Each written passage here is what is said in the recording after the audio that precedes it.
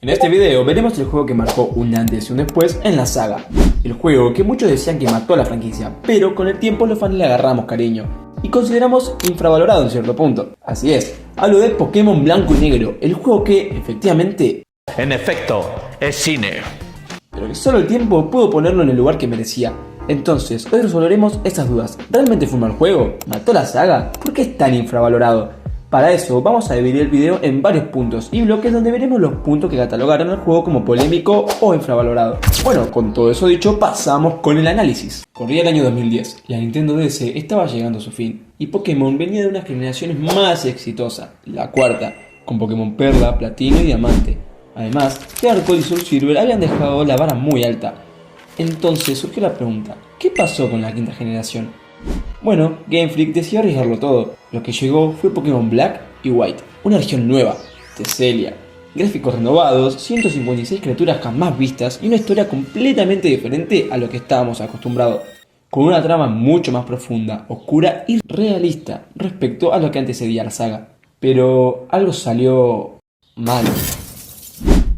Un Pokémon que es una bolsa de basura, otro que es como un cono de helado. ¿En serio esos son los diseños? ¡No! Encima, no puedo atrapar Pokémon de generaciones anteriores, ni siquiera Pikachu.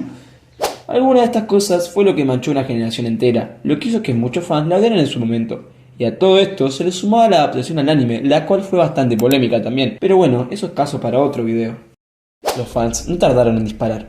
¡Una bolsa de basura! ¡Un helado con cara! ¡Esto ya no es Pokémon! Pokémon como Travis, Vanillish, Clang se volvieron un meme. Es que pasar de diseños geniales y muy bien recibidos como Lucario, Charizard, Gengar, Sceptile, entre otros, muchos decían que Game Freak se había quedado sin ideas. Pero como dije anteriormente, lo que realmente generó polémica fue cortar con el pasado. En Pokémon Blanco y Negro no podías usar ni ver ningún Pokémon anterior hasta terminar el juego. Fue un reinicio total, comenzar desde cero. Para algunos fue brillante, una experiencia nueva, limpia, sin nostalgia, un lavado de cara para la saga. Pero para otros fue como un puñal en la espalda.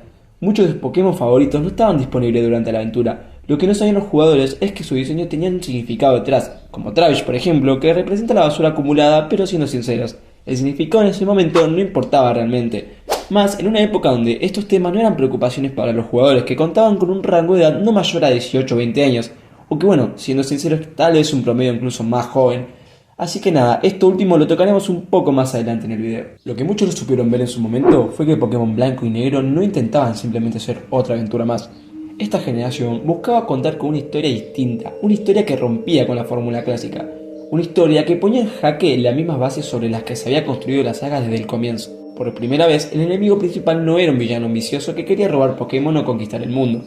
Era una organización que, al menos en apariencia, decía luchar por la liberación de los Pokémon, cuestionándonos si capturarlo y hacerlos pelear estaba moralmente bien.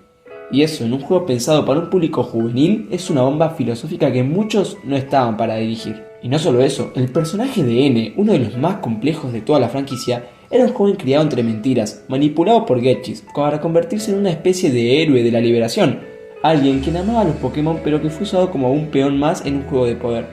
Su historia es trágica, introspectiva y profundamente humana. Sin embargo, pasó casi desapercibida ante las críticas por los gráficos o por el diseño de las criaturas. Además, Game Freak se arriesgó como nunca.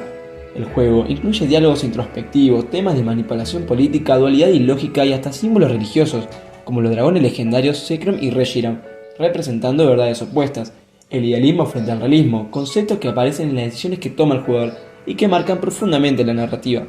De hecho, uno de los pocos juegos en los que el campeón no es el rival final, sino el mismísimo N, coronado rey por el equipo Plasma, algo que en su momento rompió completamente las expectativas. Muchos jugadores, especialmente los más jóvenes, no pudieron conectar con una historia tan cargada emocionalmente. No porque fuera mala, por supuesto, sino porque quizás no era el momento adecuado, porque Teselia no estaba diseñada para gustarla al instante, sino para hacerte pensar, para hacerte dudar si lo que estabas haciendo estaba bien. Y una franquicia que siempre te puso como el héroe incuestionable, Pokémon Blanco y Negro, te preguntaba, ¿y si fueras parte del problema? Y esto no fue casual. En entrevistas posteriores, desarrolladores como Junichi Masuda y Ken Sugimori dijeron que quisieron reiniciar la experiencia, provocar al jugador a nivel emocional y narrativo. Por eso en Teselia no podías atrapar Pokémon antiguos antes de terminar la liga. Por eso todos los Pokémon eran nuevos, porque simbólicamente era el comienzo de algo totalmente diferente, una especie de reboot encubierto.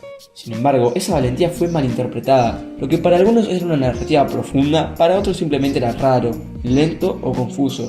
Y como en tantas obras incomprendidas en su tiempo, Pokémon Blanco y Negro pagó el precio de haber sido demasiado maduro para una generación que no estaba lista para dejar la nostalgia atrás.